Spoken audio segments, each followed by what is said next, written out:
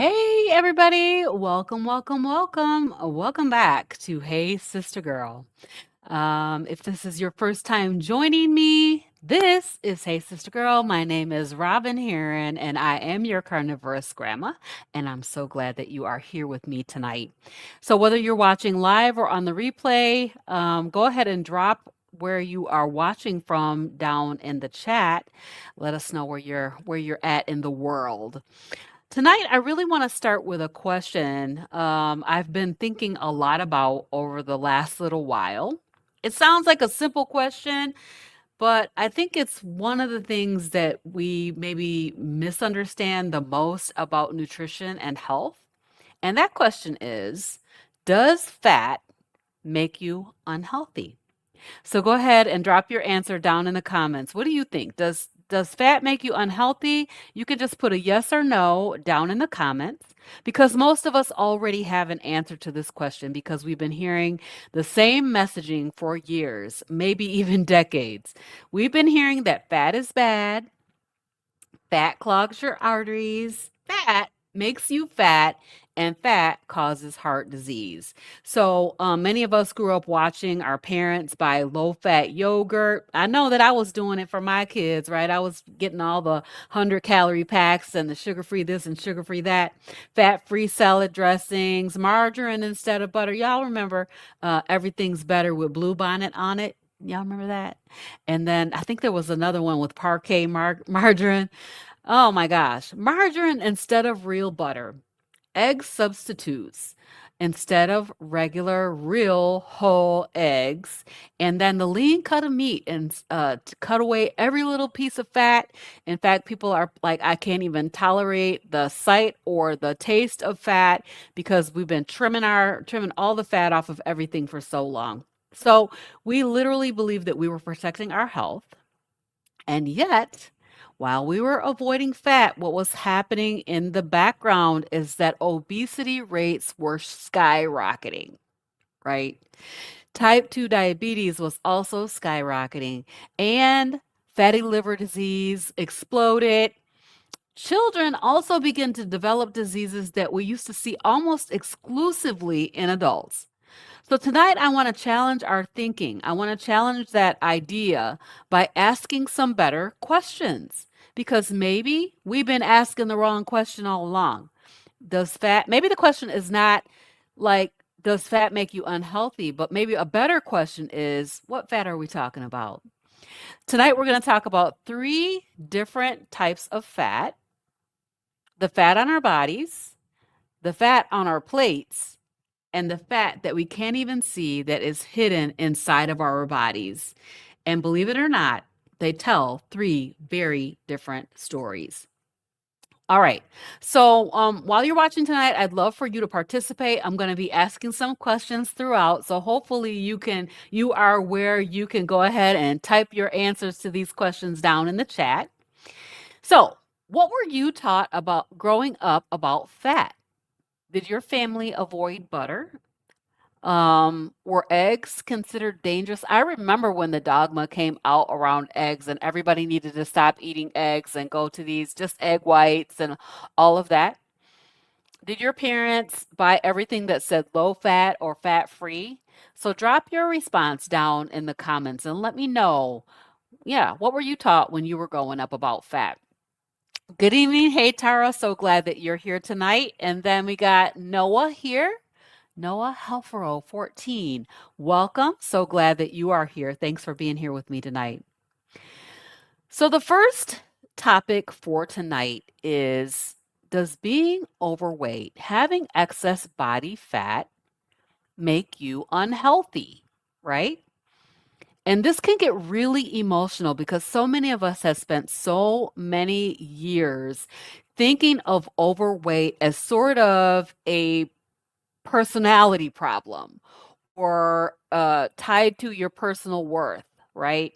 I mean, we have a whole kind of a couple of different views around excess body fat. We've been conditioned to believe that if someone is overweight, they must be unhealthy. And if someone is thin, they must be healthy Did anybody ever think this? I know that I did. I always wanted to be smaller. I always wanted to lose a few pounds and make sure that I could maintain it and yada, yada, yada, because I thought that that the equivalent of being healthy was being thin. But real life tells us that this is not always true. So I want you to think about people that you know. Have you ever met someone who looked thin on the outside, but was taking medication for, let's say, diabetes or high blood pressure or even fatty liver disease? I definitely have. So now think about someone who might carry extra weight but has normal blood sugar, good blood pressure, and is physically active. Because health is literally much more complicated than what we can see with our eyes. I'm not saying that excess body fat never matters, okay? I'm not saying that at all. I'm saying that it absolutely can to have excess body weight. So we know that research shows that carrying a lot of excess body fat, especially around the abdomen, is associated with a higher risk of metabolic disease. But body size alone does not necessarily tell the whole story. Right. So there are people who are thin and they are metabolically unhealthy. And there are people who are larger, carry more excess body fat, and metabolically healthier than you might expect. So the point is that our scale doesn't tell the whole story. In fact, I always call the scale a lie. She be lying to you. Don't let her tell you who you are. Okay. Don't let the scale tell you who you are. The scale is literally just a measure of gravity, and our bodies are so much more nuanced than that. So, as a metabolic health coach, I'm much more interested in questions like, what is your fasting insulin? Did you, when you went and got your lab panel, your annual physical, request them to draw your fasting insulin? That's something that it's a non-standard lab that everybody needs to be asking for, adults and children alike. Everybody needs to be asking to see their fasting insulin. What's your A1C, right? Your HDL to triglycerides ratio.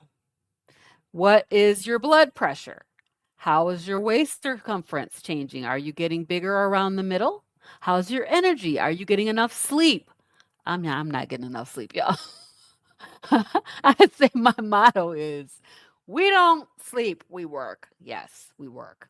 Yeah. But do you have energy and are you getting enough sleep? We need to make sure that we're prioritizing those things because these are the numbers that literally can tell us so much more than a number staring back at us from the scale, right? So for me, I focused always on the scale. My whole thing from the age of 11 on was almost entirely on losing weight. Hey, T. Lewis is saying, I never heard anything about fat when I was young. We just ate was what was brought into the house. Yeah, that's true. Right. My dad was a butter guy. He always had butter, but my mom, on the other hand, she would buy that blue bonnet stuff and the parquet and country crock and all of that different stuff, because it was told to us that it was healthy. Kay Mullen, hello. So glad that you're here. Yeah. So I focus almost entirely on losing weight from the age of 11. You know, it's so difficult because and here I am trying not to give my grandkids a complex about weight because, the food that they eat does not contribute to a healthy lifestyle, to be honest. And so I really, really do not want to give them a complex because I had a complex from age 11 and I started dieting. And I was on a yo-yo diet roller coaster my entire life until 3.5 years ago when I got off the yo-yo diet roller coaster and just changed my way of eating, right? So I thought if I could just lose a few pounds, it was always I just need to lose 10 pounds. I need to lose 20 pounds, or maybe I need to lose 50 pounds. Whatever it was, I always needed to just lose a little bit of weight and everything was going to magically get better. But something interesting happened on my journey, right? When I changed my eating pattern, y'all don't y'all know my moniker is carnivorous grandma. That's because I eat a primarily meat-based way of eating. When I changed my eating pattern and removed the plants long before I reached my goal weight, it literally took 2.5 years to reach my goal weight. I noticed a lot of really interesting changes. Things like my anxiety got so much better. My eczema cleared up. Seasonal allergies went away that I had had all of my life. IBS disappeared, and, just having better energy, having a better attitude. And that reminded me that health is not only about weight loss, right? It's about improving what's happening inside the body. So, here's a second question for you. Have you ever been judged because of your size? Or maybe have you ever assumed one was healthy just because they looked thin? I would love to hear your thoughts down in the comments. So yeah, I feel like I was judged because of my size, although I always forced my weight down through a variety of different diets. So I just did all these diets. And the only reason I didn't do a diet was because either I didn't know about it or I didn't want to pay for it. So yeah, yeah, I definitely feel like I was judged because of my weight, and also was judgmental about weight. So that's something that, as I said, I'm trying to make sure that I don't give my grandkids a complex about weight because that is something that I dealt with growing up. So the second type of fat that we want to talk about tonight is the fat that is on our plate. Now, this causes a lot of debate, right? How much fat do you need to eat? If you're a carnivore, do you need to add fat? Do you not need to add fat? What are your protein to fat macros supposed to look like? It's pretty controversial, even in the carnivore space. But for decades, dietary fat became public enemy number one. I think you guys probably really realize that, right? Butter was replaced with margarine. Y'all, I went to the restaurant over the weekend. I went to a restaurant to have breakfast. I said, I have a seed oil allergy. I can't have any seed oil. So make sure that you cook my food separately, put it in a pan, cook it off to the side. Don't put any grill spray. The nice server came back to me and said, we don't have anything but seed oils. Our butter has canola oil and safflower oil and sunflower oil and vegetable oil. And I'm like, that is not butter. That is seed oils, nothing but seed oils. So, yeah, it's because dietary fat has become public enemy number one, right? Think about it. Whole milk was replaced with 2% milk. I remember when this happened. I switched my kids over to 2% milk on their cereal or skim milk. I couldn't do the skim milk because it was just too watery. But 2% milk. Egg yolks, which is the most amazing. It's like a multivitamin. Were thrown away. Literally threw the egg yolk in the trash and ate only the white. To me, it sounds crazy at this moment, but that's what we did. Steaks were exchanged for skinless, boneless chicken thighs. I mean, not chicken thighs, chicken breast, the most driest part of the chicken. No fat on it at all. And the grocery store shelves were exploded with products that were proudly labeled fat free, low fat, reduced fat. But here's the question that I want you to ask yourself. If removing fat was supposed to make us healthier, when you look around you, why did obesity continue climbing? Why so much metabolic syndrome, prediabetes, and diabetes just exploding through the roof? A whole bunch of metabolic disorders just exploding through the roof. So something doesn't add up with this fat-free philosophy. It just doesn't really add up. So one thing that many people don't realize is that when food manufacturers remove fat from processed foods, they have to replace it with something to make it taste like anything. It's not going to taste like nothing, right? If they don't add something. And guess what they add? What is that something else that they're adding to the food to make it taste good? They replace it with refined starches, flavor enhancers, sugar, and other additives, natural flavors, they call them, which could be a myriad of things. It could be almost any chemical that you can imagine that they are putting in there and calling it a natural flavor. They didn't replace the fat with vegetables, right?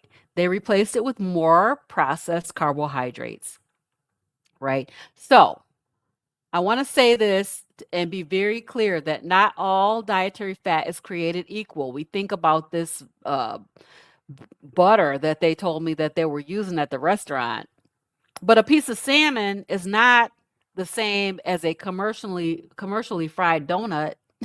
It's not the same. Even though it's fried in fat and it's a fatty food, it's not a healthy food. A ribeye steak is not the same thing, or it's not going to be treated inside your body the same as a bag of potato chips that are fried in industrial seed oils.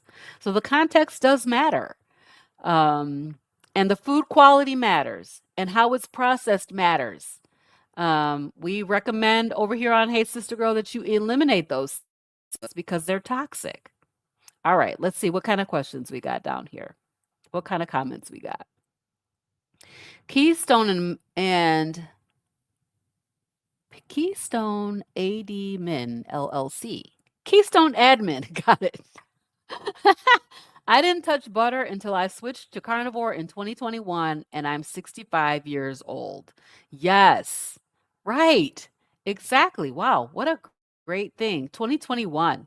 I didn't start until 2023, so you're well ahead of me. And then T. Lewis says, I used to think that smaller was healthier, but not so much anymore. Exactly. That scale be lying. It be lying. So why does fat matter?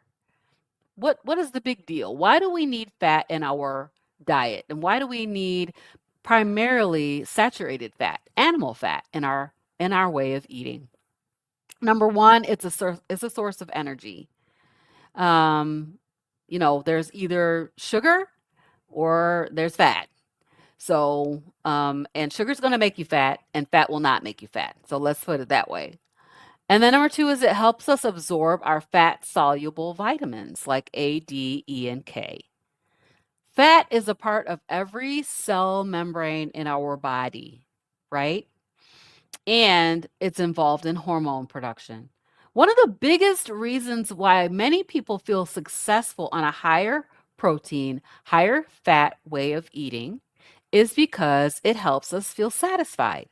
Fat helps you get full, it helps you get satiated. So think about this. How many cookies could you eat? Because I know I could eat a whole sleeve of Girl Scout cookies. Those Thin Mints, I could eat a whole sleeve of that without stopping. Right? And so you can easily eat a whole number of cookies, but you can eat six cookies, right? But you can't eat six ribeye steaks because it's very satiating, right? Protein and fat tend to increase satiety. What is satiety? It means the feeling of fullness, and it keeps you full longer. It's not really magical at all. It's pretty incredible though, but it's not magical at all. It's based on human physiology, and it's literally just how the body works. So fat is more satiating. All right, time for our next question. Oliver, you tripping. Cut it out now. So let me ask you another question. What food were you taught to fear? Was it butter? Was it eggs? Bacon, maybe? Oh, some people just like refuse to have pork because they're afraid of it. Maybe it's red meat, too much red meat. They tell you it's going to give you a heart attack, right? And do you still avoid those foods today, the ones that you were taught to fear? All right. So let's talk about the fat that we cannot see. The fat that is the most important topic of the night. This is hidden fat that's inside of the body called visceral fat. It's stored deep within your abdominal cavity. It surrounds your vital organs, such as your liver, pancreas, and intestines. And it always doesn't always show up the way that we expect, right? So you could have a normal body weight and still carry too much visceral fat. So researchers have a name for this. It's called TOFI or TOFI, thin outside or fat inside, or maybe skinny fat, if you will. Have you guys ever heard of that? People who are skinny on the outside and fat on the inside. That means that someone can look perfectly healthy on the outside and thin while developing insulin resistance on the inside. Right? So when fat begins accumulating in places that it doesn't belong, like the liver, the pancreas, we call that ectopic fat, right? And that we know that fatty liver disease has become incredibly common. I keep talking about the fact that people are literally dying of cirrhosis of the liver who have never drank alcohol. It's because of fatty liver disease. So many people don't even realize they have this ectopic fat inside their body. And that is one reason why metabolic health matters so much. You really need to think about it. You need to be considering your metabolic health in addition to all the other factors that you're thinking about. So one of the big, simple tools that you can use, not complicated at all, is waist circumference, right? You can use a tape measure to figure out how you're doing metabolically. So our waist circumference often tells us more about our metabolic risk than weight alone. It definitely does. Because weight, I'm telling y'all, scale be lying. She be lying. Where your fat is stored does matter because not all body fat carries the same risk. So there's a simple calculation. I looked this up just before the show. I want to make sure I was able to share this with you that you can do. It's called the waist to height ratio, and it will help you identify if you're at a higher metabolic risk. Waist circumference divided by height. If your ratio is 0.5 or above, you may want to consider if you have metabolic syndrome. So waist circumference divided by height. And that ratio is 0.5 or above is a little bit too high, okay? The other thing that you can look at, it's a simple number. If you're a woman and your waist circumference is greater than 35, or if you're a man with a waist circumference greater than 40 inches, you might be at risk for metabolic syndrome. It's a very valuable tool, waist circumference. So it provides much more insight than the weight on the scale alone. Okay. So, has your doctor ever measured your waist circumference? I know mine did not. My doctor has never ever mentioned waist circumference ever. So that's not something that was even on my radar until I sort of came into trying to learn more about metabolic health, that waist circumference is a big factor. Does your doctor only weigh you, take your blood pressure, do all those kinds of things? But waist circumference is a an easy tool that you can use, right?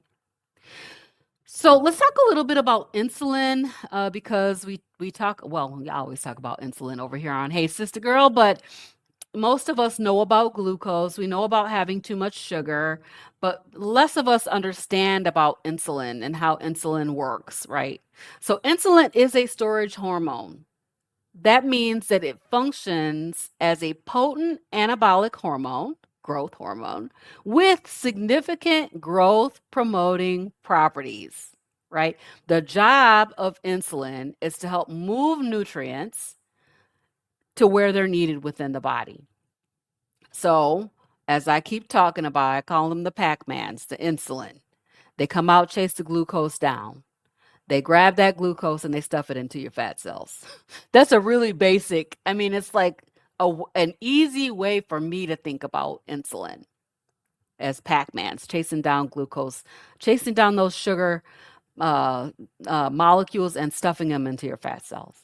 So when your insulin stays high over long periods, often because of chronic, way too much overnutrition, they call it. Overnutrition. You got an overconsumption problem. We're having excess refined carbohydrates. We're having sugar sweetened beverages. How much sugar was you putting in your coffee?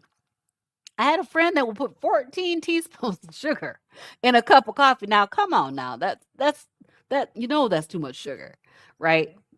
And those little packets, those little domino packets, put a whole stack of those in one cup of coffee. That's kind of crazy. But it's what we did, right? You think about sweet tea. How many sugars was you putting in the sweet tea? Yeah, too much sugar, chronic overconsumption, excess refined carbohydrates, frequent eating. Like eating, how many times a day did they tell you to eat? 3 meals and 2 or 3 snacks. So you eating 6, 7, 8 times a day and got your insulin just going up and down all day long, right? Not getting enough rest, poor sleep, inactivity. We're scrolling our lives away. I can say it for myself. The scrolling thing is a huge problem. So what happens is our body becomes less responsive to insulin. This is called insulin resistance. So to compensate, what does the pancreas do? It produces more and more and more insulin to deal with that same sugar load. I'm calling it a sugar load, glucose. Yeah. And chronically elevated insulin is associated with increased fat storage, particularly around the abdomen. And we talked about visceral fat already. So, fatty liver and other features of metabolic syndrome go along with increased or elevated insulin. So, our hormones are a huge influence over how our bodies regulate energy, appetite, and fat storage.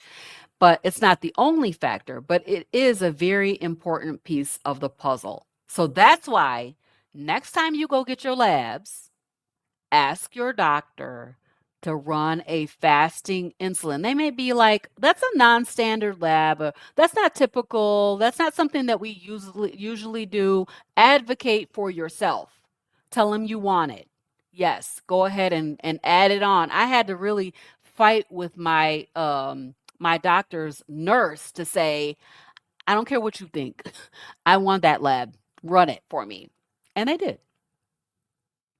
So, what is the question that we really should be asking? It's really not, does fat make you unhealthy? I hope that after we have talked tonight, your answer is it depends. Is it body fat, dietary fat, visceral fat? They're really 3 different things. One word, but with 3 different stories, right? So we might have been having the wrong conversation for decades. So here's what I encourage as a metabolic health coach. Prioritize protein. I'm always telling people you need to eat more meat. Eat more meat. Eat minimally or zero processed and ultra processed foods. Reduce or eliminate added sugars. And yeah, the ultra processed foods, you just need to just throw that out. All those bags and boxes and things you're walking through the grocery store and you look at the back of the bag and you can't read those ingredients, you don't need to be eating that. It's not food. It's not meant for human consumption. And then move your body. Make sure that you're walking. Move your body consistently. Build some muscle. Do a little bit of strength training. Protect your sleep. I'm talking to myself. I need to protect my sleep. Manage your stress and know your labs. Know what those labs mean for yourself. You can just look it up online. Look it up and see uh, what do those labs mean for yourself. Ask better questions. Ask your doctor more. When they're adding another medicine to you, ask them, is this medicine going to heal me? Is there any healing in the medicine? I'm finding that in most cases, the medicine is not designed to heal you, right? So measure your waist. Go ahead and measure it today. Kind of keep track of it. See, is it going down? Is it going up? Don't just measure the weight on the scale. Matter of fact, I have been really not getting on the scale very often. I used to weigh myself every single day. And now I don't, I get on the scale maybe once a week, maybe twice a week. Maybe less than that. Some days I'm just like, yeah, I'm just not going to get on there, because I feel good. My weight is in the range that I want it to be. And if my body should decide that it's going to lose more weight, it will do it on its own with the way that I'm eating, right? So do not let that number on a scale be the determining factor for you for whether you are healthy or not. As I said, from the age of 11, I started thinking that I was fat and started this yo yo diet roller coaster, which is completely unnecessary. So, on my own journey, I have really learned that the body is incredibly resilient. I say it's fearfully and wonderfully made and designed to heal itself. No, I'm not a medical doctor, but I've seen so many people experience so much healing, incredible healing, things that I didn't even think was possible. People being healed of diseases that were supposed to be chronic and incurable. And so it's pretty incredible. Our bodies are designed to heal themselves given the input, the right input, right? So when we give the proper nourishment, which means we got to stop eating too much sugar. Our bodies are really fighting for their lives with all of this over sugaring. Yeah, so it responds to the nourishment, it responds to the movement, it responds to the rest and the care for ourselves. How many of us are taking time for self care and doing things that help us to relax? Yeah, sometimes you got to do that. So, tonight really is about just helping us to understand our bodies just a little bit better, helping us to ask better questions. That's really what I'm talking about over here is how do we learn to ask better questions and get better answers, right? So, thank you guys so much for being with me tonight. I appreciate it. If this conversation challenged you or taught you something new, I would love for you to share this episode with someone that you care about. Yeah, go ahead and click that share button. And you can also like and subscribe and all that fun stuff too if you would like. But if you're looking for support on your metabolic journey, I am a health coach. So you can find my information about my health coaching at cghealthcoach.com. I love to walk alongside you and help you learn how to change your life with food. The other thing is that we have a Hey Sister Girl Facebook group. We just had hit 100 members. That was so cool. Thank y'all for being there. For those of you that are in the Hey Sister Girl Facebook community, you can find us at Hey Sister Girl on Facebook. And then if you are enjoying these discussions, let me know down in the comments. Whether you're watching live or on the replay, let me know. Let me know what questions you have that you would love to see a Hey Sister Girl show episode about. So, remember, my mission is changing minds, healing bodies. I want to mention to you guys about Impact. You guys, it is selling like hotcakes. Yes, Impact Meet Up and Eat Up with Carnivorous Grandma and Friends will be right here in Kalamazoo, Michigan on September 5th, 2026. And I hope to see you there. Bring somebody that needs to know more about metabolic health. It's going to be an absolutely incredible day full of friendship and fun and dancing and just like a family affair. Also, we are going to have Dr. Kiltz and Dr. Nelson. Nurse Laura is going to be in the house. And so I'm really excited about that. And a host of influencers that are coming in from literally all over the world to be a part of this event. And finally, I will say that we are going to be sharing or showing a screening of the Healing Humanity documentary. If you guys have been waiting for that movie to come out like me, I mean, it's out. It's showing at different locations all over the country and all over the world. And I'm like, oh my gosh, I have to wait till September to see it. So, but yes, come to Impact and you'll get a chance to see it as part of your Impact ticket. So yes, you can find that information on my website at cghealthcoach.com. Also, I'm going to play the commercial. So get your phone ready to capture the QR code and get your tickets for Impact. All right, you guys, I will see you back next week for another episode of Hey Sister Girl. All right, bye, everybody.